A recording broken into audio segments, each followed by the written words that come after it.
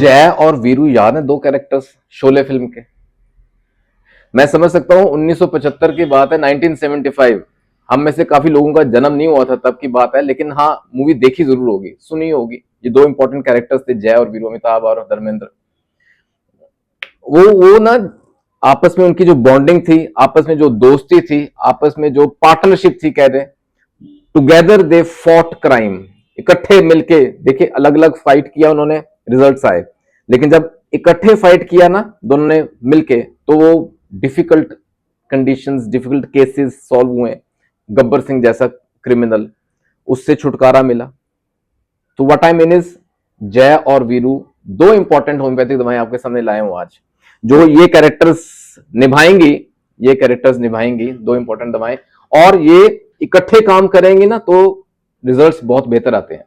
अलग अलग काम करते हैं, रिजल्ट्स आते हैं, लेकिन जब वो इकट्ठे, तो 1 और 1 11 होता है ना, 1 और 1 11 हो गए हैं। जब जय और वीरू इकट्ठे फाइट करते थे तो रिजल्ट्स बहुत बढ़िया आते थे। यही काम इन दोनों दवाओं के साथ होता है। मैं बताता हूं कौन सी दवाएं हैं, क्या कंडीशन है। ये जो 1 और 1 11 का है ना, ये फिनोमिना, ठीक है, इसको आप कैसे समझें, इसको हम बोलते हैं synergistic effect, synergistic homeopathic partnership against diseases. यहां आज की बात करेंगे डाइजेस्टिव इश्यूज। ये जो गब्बर सिंह है ना, वो हमारा गट है, डाइजेस्टिव जो बिगड़ा हुआ है, डाइजेस्टिव इश्यूज जो हैं।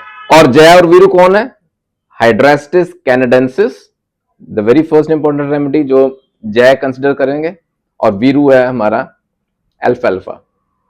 दोनों हमने सुनी हुई है, शायद इस्तेमाल भी की हुई हैं दवाएं, अलग अलग कंडीशंस में काम करती हैं। लेकिन जब ये इकट्ठे हो जाती हैं, वही जय और वीरू जब इकट्ठे हो जाते हैं, तो 1 और 1 11 का इफेक्ट दिखता है। कहां होगा ये, हमारे जो गट को लेके, या जीआई ट्रैक्ट इंफेक्शंस हैं, या डाइजेस्टिव इश्यूज हैं, उनको सॉर्ट आउट करने में बहुत बहुत कैपेबल है। कोशिश यही रहती है कि जो डिस्कशंस मैं आपके सामने रखता हूं, इससे ना आप तक होम्योपैथी के फायदे पहुंचे, आप इससे फायदा उठा सकें। और कोशिश यही है कि बहुत सरल भाषा में, बहुत आसान तरीके से आपके सामने रखूं, which makes it very easy to understand also. ये जय और वीरू की बात करते हैं, हाइड्रास्टिस एंड अल्फाल्फा। In short to the point रखूंगा, जहां ये बहुत इंपॉर्टेंट एक्शन शो करते हैं against symptoms pertaining to our gut. ये ना बताऊं आपको, हाइड्रास्टिस पहले कंसिडर कर लेते हैं, जैसे जय है ये हमारा। It has a strong affinity towards the stomach, the liver and the colon. हमारे पेट में, हमारे लिवर पे और कोलॉन पे। कोलॉन आप समझते हैं, जो हमारे the longest part of our large intestine. जो लार्ज इंटेस्टाइन है उसका जो सबसे बड़े वाला हिस्सा है, सबसे लंबा वाला हिस्सा, जहां एग्जैक्टली वाटर इलेक्ट्रोलाइट्स एब्जॉर्ब होती हैं, जहां एग्जैक्टली स्पीकिंग फीकल मैटर तैयार होता है, वो वाला एरिया। तो वहां ये एक्ट करती है hydrastis, particularly hydrastis, stomach, liver and the colon. फिर तीसरा इंपॉर्टेंट सिम्टम है बेल्चिंग्स, बर्ब्स आते हैं, इरिटेशंस, डकार आते हैं, सार से, खट्टे से डकार आते हैं, पिपरेट से डकार आते हैं। पिपरेट आप समझते हैं, जैसे ना कई बार मुंह से बास भी आती है, डकार में ना जैसे स्मेल है। स्मेल कैसी, जैसे सल्फर की स्मेल, सल्फर की स्मेल समझते हैं आप। कई बार ऐसा होता है, हमने कोई सल्फर रिच फूड खा लिया है, जैसे ना डेयरी प्रोडक्ट्स ज्यादा कंज्यूम कर, या मीट ज्यादा खा लिया, या ब्रोकली ज्यादा खा ली, ये these are sulphur rich foods. तो ना बकबका सा स्वाद रहता है, जब डकार आते हैं तो सल्फर की स्मेल आती है। ये अक्सर होता है, अगर ये सब ना खाएं तो भी हो रहा है, इट इंडिकेट्स कि पेट में इंफेक्शन है। तो ये बड़ा इंपॉर्टेंट सिम्टम है, जहां ये बर्ब्स आते हैं ना, डकार आते हैं, खट्टे, सार एंड पिपरेट। कई बार ये दिक्कतें आती है जब ना बहुत फास्ट खाना खाते हैं, रैपिड ईटिंग, जल्दी जल्दी खाते हैं, वो भी नुकसान करता है। और ऐसे बास आती है, डकार आते हैं, या पेट स्टमक इश्यूज रहते हैं।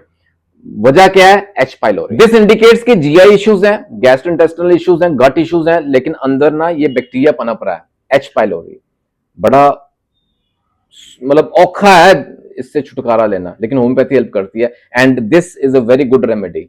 हाइड्रास्टिस एक बड़ी उम्दा दवा है। अच्छा, फिर पेट को लेकर दिक्कतें हैं, गर्ड के सिम्टम्स आते हैं, GERD, रिफ्लक्स, रिफ्लक्स होता है, खट्टा सा पानी गले में आता है, एसिडिटी होती है। These are related issues. एक ना फुलनेस की सेंसेशन रहती है, पेट ना भरा भरा सा रहता है, वेट इन स्टमक, जैसे ना वजन रखा हुआ है, मैंने बताया ना, तना तना सा रहता है, वजन रखा गया पेट में, ऐसे सिम्टम्स आते हैं। और एक बड़ा ही कैरेक्टरिस्टिक सिम्टम है, एक जो पर्टिकुलर ऐसा लक्षण है जो सीधा सीधा इशारा हाइड्रेस्टिस की तरफ करता है। इसकी पहचान समझ लें, ऐसा ऐसा समझ लें, दैट इज एक ना जैसे ना गौन सी फीलिंग रहती है पेट में, जैसे एकदम से खाली हो गया, सिंकिंग सेंसेशन होती है पेट के अंदर, खाली खाली सा खालीपन सा लग, एम्प्टी एम्प्टी सी फीलिंग होती है। और ये दिक्कत बढ़ती है खाना खाने के बाद, it gets worse after a meal. बंदा सोचता है खाना तो खाया, ये ऐसी गौन सी फीलिंग क्यों हो रही है? This very typical symptom for Hydrastis. पीलिया हो रहा है, जॉन्डिस हो गया है, या गॉल ब्लैडर को लेके इश्यूज हो रहे हैं, तो भी ये दवा हेल्प करती है। यानी कि अपने गैस्ट्रिक के आजू बाजू या उसके साथ लिंक्ड जितने दिक्कतें हैं ना, बड़े अच्छे से टेक कर करती है। अब बड़े इंपॉर्टेंट सुनिएगा, बाउल मूवमेंट्स अफेक्ट हो गई हैं, बाउल मूवमेंट्स इनफ्रीक्वेंट हो गई हैं। जो रूटीन में बाउल की मूवमेंट्स होती है, स्टूल बाहर को पुश करता है, वो नहीं हो रहा, इनफ्रीक्वेंट हो गई, इट लीड्स टू कॉन्स्टिपेशन, कब्ज होनी शुरू हो गई है। ये पहला केस है। दूसरा ऐसा भी देखा गया है कि बाउल मूवमेंट्स बहुत फ्रीक्वेंटली हो रही हैं, बहुत ज्यादा होने शुरू हो गई हैं, तो उससे क्या होता है, पूरी तरह से जैसे ना भी मल तैयार नहीं हुआ, the faecal matter is not ready, वो सॉफ्ट सा सेमी लिक्विड सा या लिक्विड लूज स्टूल पास होना शुरू हो जाते हैं, बार बार होने को हैं। हाइड्रेस्टिस जैसे मैं बोला ना, लार्ज इंटेस्टाइन का वो लार्जेस्ट पार्ट जिसको हम कोलॉन बोलते हैं, जहां ये पानी एब्जॉर्ब करती है इंटेस्टाइन और वो फीकल मैटर तैयार होता है, वहां नुक्स है ना, तभी ये bowel movements, torpor of bowels, ये इंपॉर्टेंट टर्म, क्योंकि ये ज्यादातर देखने में आया, एक्सट्रीमली जैसे ना स्लगिश हो गए हैं, इनएक्टिविटी होगी, इंटेस्टाइन्स की मूवमेंट बिल्कुल धीमी हो गई, कम हो गई है, स्टैग्नेंट हो गई intestines.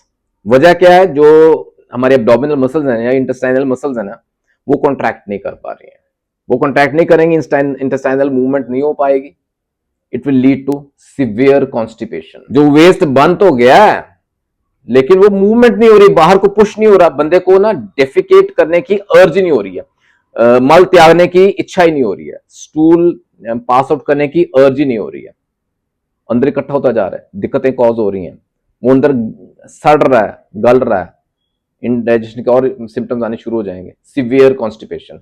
Hydrastis is the answer.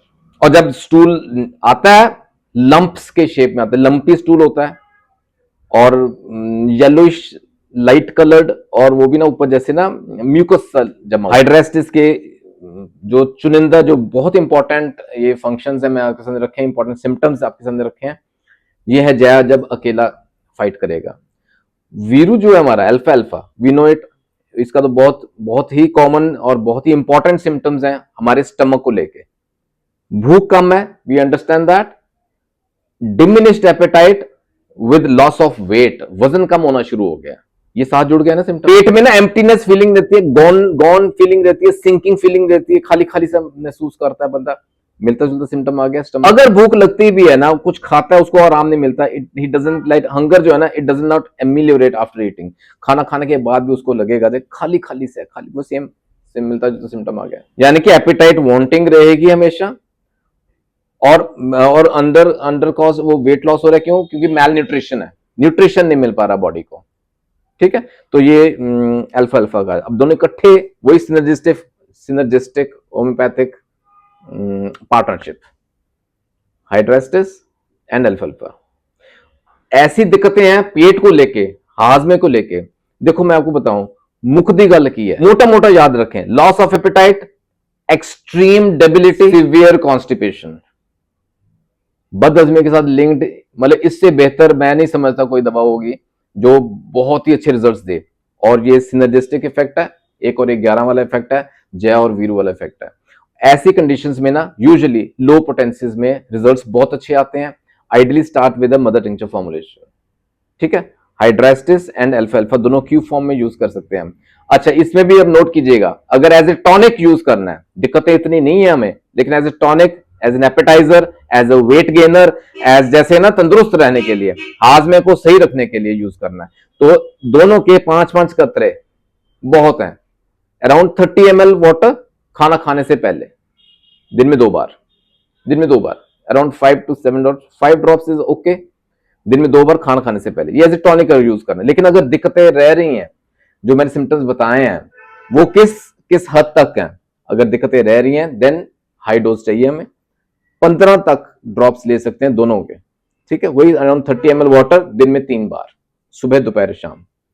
ये रिजल्ट्स देती हैं, बहुत अच्छी दवाएं हैं, और वो जय वीरू वाला इफेक्ट दिखता है। ठीक है, ये जो दवा की जोड़ी मैंने बताई आपको, ये आपका पेट और हाजमा को रखेगी तंदुरुस्त, दैट्स फॉर श्योर। दोस्तों वीडियो अच्छा लगा लाइक कीजिएगा, शेयर कीजिएगा अपने सर्कल में, सबको इसका फायदा होना चाहिए, और सब्सक्राइब जरूर करें अगर पहली बार इस चैनल पे आए हैं तो सब्सक्राइब कीजिएगा, hit that bell icon for latest updates. जल्दी मिलेंगे अगले वीडियो में, अपना ख्याल रखिएगा जरूर, टेक केयर, गॉड ब्लेस।